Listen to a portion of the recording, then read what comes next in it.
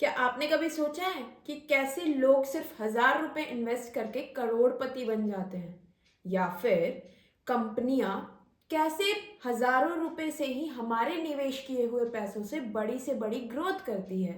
या फिर कैसे राकेश झुनझुनवाला या फिर वॉरेन बफे जैसे मिलेनियर्स बिलेनियर्स अपना एक साम्राज्य बना चुके हैं?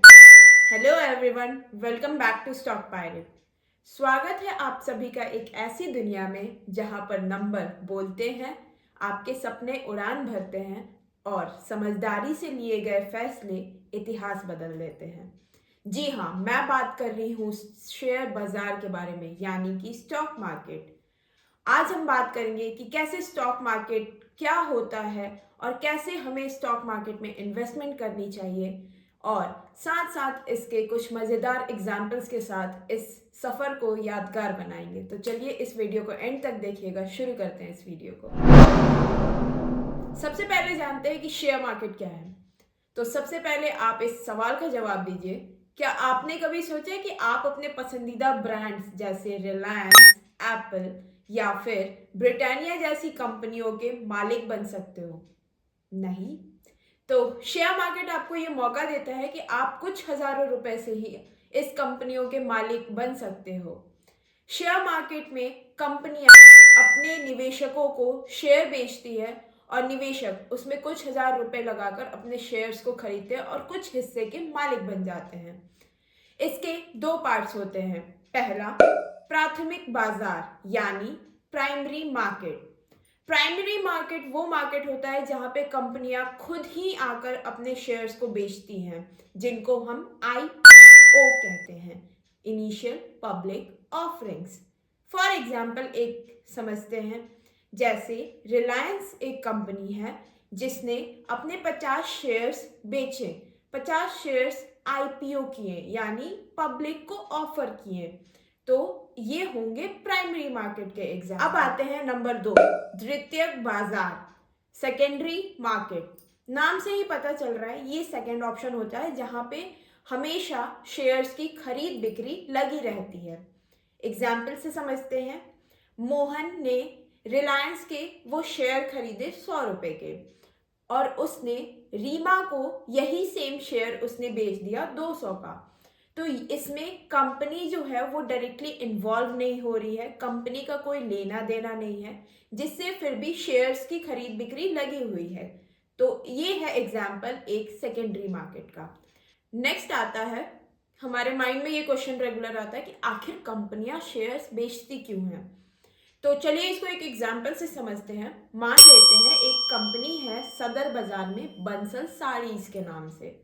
तो जैसे हर कंपनी खुद को ग्रो करना चाहती है, हर कंपनी खुद का प्रॉफिट बढ़ाना चाहती है, वैसे ही ये कंपनी भी अपने प्रॉफिट को बढ़ाने के लिए अलग अलग जगह पे अपने ब्रांच को खोलना चाहेगी।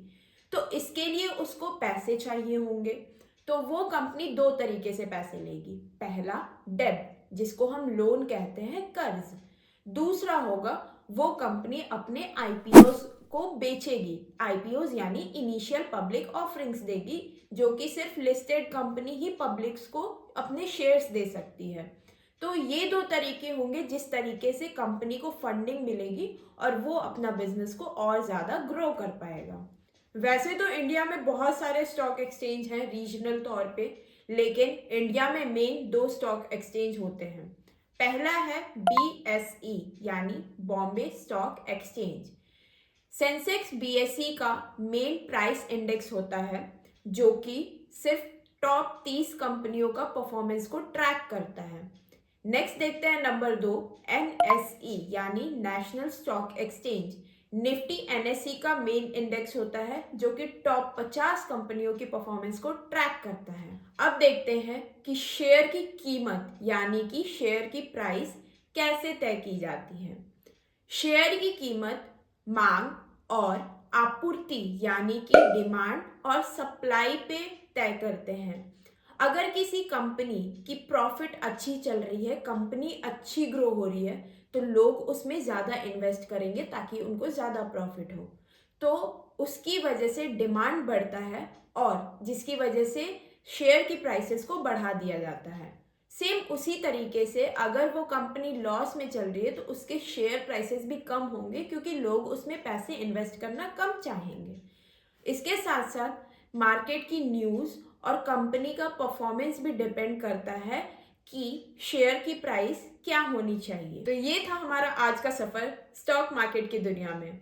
याद रखें, स्टॉक मार्केट में सफलता के लिए 3 चीज़ें बहुत ज़रूरी हैं: धीरज, जानकारी और अनुशासन। इसका कोई शॉर्टकट नहीं है, सिर्फ मेहनत करना है। और अगर सही दिशा में मेहनत करते जाएं, सही दिशा में जानकारी लें, तो इससे आपको फाइनेंशियल फ्रीडम यानी वित्तीय आज़ादी के करीब जाने का मौका मिल सकता है। नेक्स्ट वीडियो में हम ले चलेंगे एक स्टॉक मार्केट की अलग सी दुनिया में। अगर वीडियो को अच्छा लगा हो तो लाइक करें, कमेंट करें, सब्सक्राइब करना ना भूलें।